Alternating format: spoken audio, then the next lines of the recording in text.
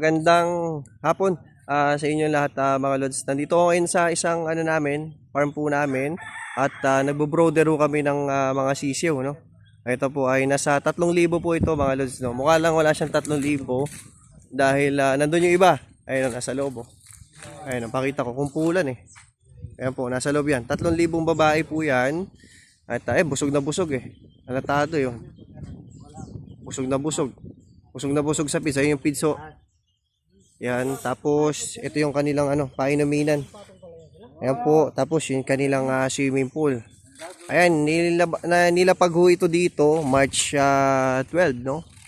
So 5 days na ho siyang binobrooding namin. Ayan po, pinapakain namin pure feeds, tapos naglagay ng pulot dahil daw may sipon. Sabi ni Master Bing. Ayan si Master Bing, oh. Ayan, ating pastol, idol yan, idol. Ayan. So ito yung mga mahina. Malalakas na to ngayon, Bing, na. Malalakas na, no. Hiniwalay yung mga mahina, no. 3 gabi lang papupuyatan mo. Ayan po. So, ayan, meron ding meron ding kanyang ilaw. Sa doon yan, sa loob sila yan, lods, nakapwesto. Ang dami nila, oh. Mukha lang walang 3,000 yan. Ayan po. Ayan. Pero may mortality na rin. Nasa kulang 200 na yung mortality nito. Ayan po. Ito ay isasampa ko sa sariling poultry namin. At baka mamaya mabash na naman tayo. Kaya pag dumadami daw itik, kasalanan ko daw eh. Na kaya daw umihina daw ang sinasalahula ko daw ang duck industry. Ayan. Ito lods, kaya ako nagsasampa dahil sa akin to. Dahil pang balot namin sa pang maalat namin. So sampa nito September. Ayan po, no. Ayan, naliligo sila, oh. Yan, mga malalakas na yung mga yan. Malalakas na. Yan. Shhh! Hey! Shhh! Ayan. Ha? Ito yung tati tagabantay. Maraming shoutout kay Reggie. Binabantayan. Pinapanood yung mga sayo natin. Bantayan yan talaga. Baka mawala, no? Baka mabuwasan. Sisabi ko eh. Ayan po. So, ito lods, siguro mga 3 weeks sila dito. Naka-brooding. Yan, puro feeds yung kinakain, no? Busog na busog eh. Ay doon, nandun sa dulo silang lahat, sa loob. Busog na busog, alis di makatayo. Sobrang busog sa feeds.